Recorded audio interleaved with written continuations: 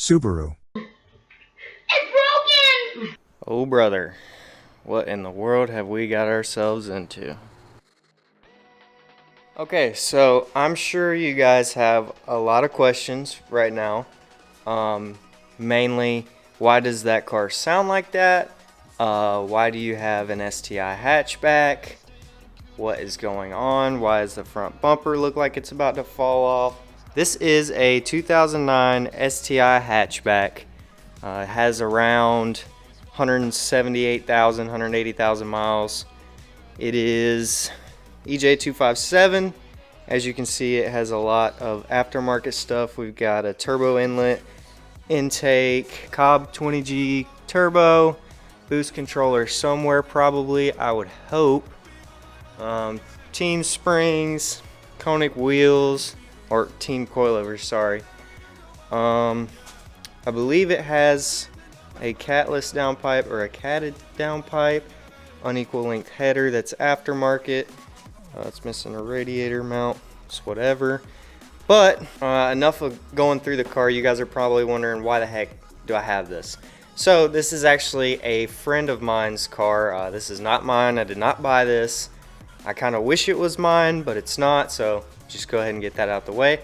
But the reason that I have this car is we're probably going to be fixing it. So let me give you guys the story. Good friend of mine, we were in the Army together for 3 years. I moved away, he stayed there. In 2020, he bought this car, and it was exactly as you see right here. All the mods, everything. I think he did some exterior stuff to the car. But he bought it, drove it around for a while. I believe that this car is making way more power than it should have been on the stock block with that upgraded turbo. I want to say it was probably sitting around 350, and with the mileage that it has, there's really no way to tell if the previous owner took care of it, and clearly, since it is knocking now, they probably didn't. So basically, he hit me up. The car was in Colombia, which is about 2 hours from me. He's deployed overseas right now. He said, hey man, if you want, you can go pick the car up and we'll part it out. So I said, okay, sure, why not? 6-speed swaps go for a lot of money. Even a blown up 257 might go for some decent money. It's got a lot of good aftermarket stuff. We might be able to make $6,000 to $7,000 just parting it out. Well, I went and picked up the car, and I've been taking a look at it for the last couple days, and obviously it's knocking, and usually what goes on these cars is the ringland. For whatever reason, basically all of the STIs up until 2018 or 2019 had cast pistons. So you put any kind of extra power onto the car and the ringlands on the pistons just go. That's usually what it is. But I got to thinking about it, and I was like, okay, well maybe it's not ringland and maybe it's a rod bearing or something like that. So long story short, we're kind of in this limbo right now. He can't decide whether or not he wants to part the car out or fix it and continue to drive it, or fix it and sell it. He does have the money set aside to fix it if a lot of it is salvageable, but we're not really sure what the direction is. So the plan of action right now, for me at least, I'm going to run a compression test on this car so we can see if it is in fact ringland. So we're gonna hop straight into this. It's gonna kind of be a guide on how to do a compression test. I know there's probably thousands of videos out there. I know Cameron Alford has a really good video on how to do plugs or a compression test on his, I believe, 2015 STI. Great channel, great guy. Go check him out. But yeah, a little bit of a tutorial, but mostly just me doing a compression test. So let's jump right into it. All right, so I believe I misspoke earlier. I think I said that we're gonna pull all the coil packs off of the car and run our compression test like that, but there's actually an easier way to do it. Even though you are gonna have to pull all the coil packs, what you should be doing is pulling the fuse box cover off. And if you look right here, right over here, we've got a 15 amp fuse for the fuel pump. We're gonna pull that fuse. That way we can just pull off one coil pack at a time and do one cylinder at a time and not have to worry about pulling every single one of them so it doesn't fire up. So we're gonna pull that fuse real quick. All right, so we went ahead and popped out the battery just for the time being. All that stuff's over there. Our next step, we're gonna start with, I believe this is 2, 4, 1, 3, yeah. So we're gonna start with cylinder 2. There's a 12mm bolt. You guys definitely can't, well, yeah you can, right there in the middle. 12mm bolt holding the coil pack in. We'll pull that bolt out, pull the coil pack out, pull out the spark plug, and then we will get our compression test tool, which is over there. We'll get it in there. I'm starting with 2 because it's right up front. It's the easiest one. If it is ringland, I really hope it's 2 so I don't have to do the rest of them. But we're gonna go ahead and start with number 2.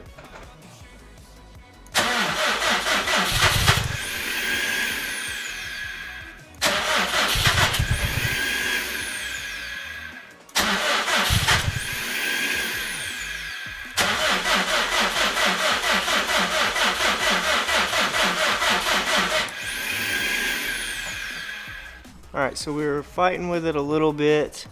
There's still some fuel left over. So we are pretty low, it seems, for cylinder 2. We do have compression, but I believe these normally sit somewhere between 120 and 150. But also this motor has 178,000 miles, so I guess we're just going to have to keep going and kind of see where everything else is at. But so far, cylinder 2 has compression, so we're gonna move on to cylinder 4. All right, quick little update. We had to pull this air pump off. It is currently over here. It's actually a lot more simple than I thought. It sits right here on the front. You've got a 12mm right there, 12mm right there, and then this will come off after you unplug that plug. And then this little thing, which I thought would give me a lot of problems, wasn't too bad. There's going to be a 10mm that sits over here, and then a hose clamp down in there that goes on this end. Nothing crazy. It is a little tight. I'm trying to take the least amount of things off as possible, but I can imagine if you pulled the intercooler off, taking that off would be a whole lot easier. So I'm going to go ahead and get this coil pack out, and then get the compression test tube thingy in there, and then we will run it on number 4. Alright, so we're set up, ready to go on number 4. Pulled the spark plug out, got the compression tester in. Again, on number 4, I use the exact same setup, worked perfectly. As long as you pull that air pump out, if it has it, pull the battery out, you have enough room to get in there. It's really not as bad as people make it out to be. Cylinder 4 is usually the one to go when it comes to ringland failure. And that's because it doesn't have, I'm trying to think of how to explain this. It doesn't have proper coolant routing like the other cylinders do. That's why the cylinder 4 cooling mod exists. I'm not sure if you guys have ever heard of it, but if you have an STI, go buy one. Just Google cylinder 4 cooling mod. I believe it's by Getadom. They're like 80 bucks, and they're tested, proven. Obviously, if you're running high horsepower, that little thing's not going to save you, but it will give you proper cooling or better cooling to cylinder 4, which, you know, why wouldn't you want that? So, enough talking. We're going to go ahead and hop in and check this compression.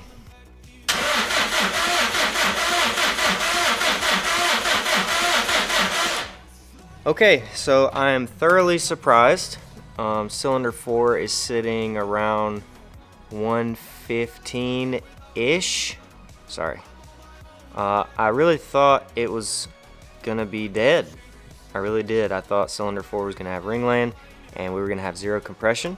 But as you can see, we do have compression, and we have more than cylinder 2, which is odd. So I'm gonna take a picture of that, record it, and it's a good thing and a bad thing. It's a good thing because we don't have ringland on cylinder 4, but it's a bad thing because that means I gotta go do the other side, and I really didn't want to. But, oh well, at least you guys will get a full walkthrough on how to do compression tests. So, pull all this out, and then we'll move on to the other side. All right, on to cylinder number 3. Super easy, just pull the air box out. Good to go on that. Same exact setup. Spark plug socket, swivel, medium size extension, I would say. So far I've been able to use that on 2, 4, and now 1. So we are gonna go ahead and check compression on this one.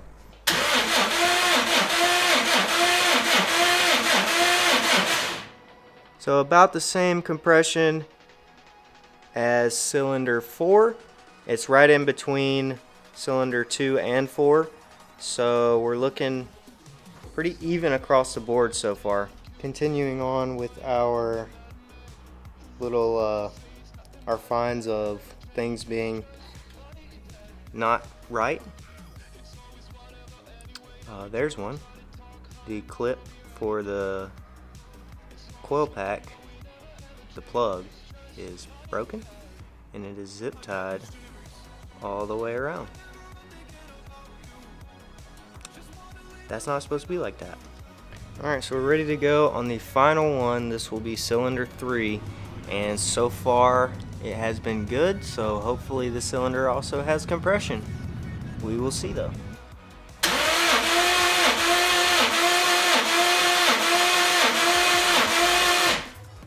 Okay, and it looks like we have compression on cylinder 3. Very similar to cylinder 2, but they are all in the same range.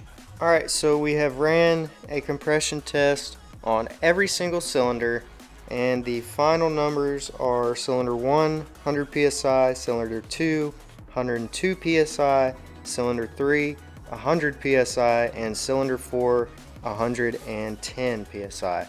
So, I believe that those numbers are actually pretty low for an STI, but this car does have 178,000 miles, so that might have a little something to do with it. But all the numbers are super close. We're only off by 10 psi from the highest to the lowest, so that's a good sign. And it also means that we 99.9% chance do not have ringland failure, and that is kind of what I expected from the beginning. I expected rod knock just based off of how the car sounded. You guys heard it when I pulled it in the garage. So we're looking okay. So I'm gonna send him all those numbers, show him everything I found, and this engine might be salvageable, possibly, depending on how much damage is done overall. But I think the cylinder walls themselves will be okay. We'll get a better idea of that when we drain the oil and see how much juicy goodness, metal bits and pieces comes out of that.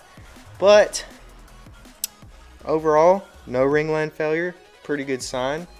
Some people would say rod knock is worse than ringland, but in my opinion, I don't know. I would prefer to deal with rod knock than ringland, but we will see once we dive farther into this motor, if we do. So that's going to be it for this episode on this STI. I don't know if this will be a series. Ideally, I would like to tear this car apart, fix it, make an awesome video series for it, because I've kind of always wanted to tear apart an STI and rebuild it. So I'm fingers crossed he's going to want to rebuild this car and keep it or sell it. Doesn't matter. Hopefully he wants to rebuild it, because that would be invaluable experience for me as a Subaru guy, and I just really want to work on one. So hopefully you guys enjoyed this video. Hopefully you guys learned a little bit from it.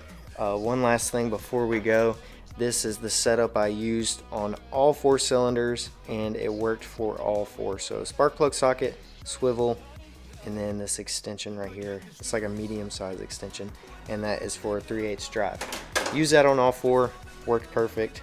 All we really had to do on this side was pull the airbox out, and then on this side we had to pull the battery and this like air pump system or whatever the hell that is.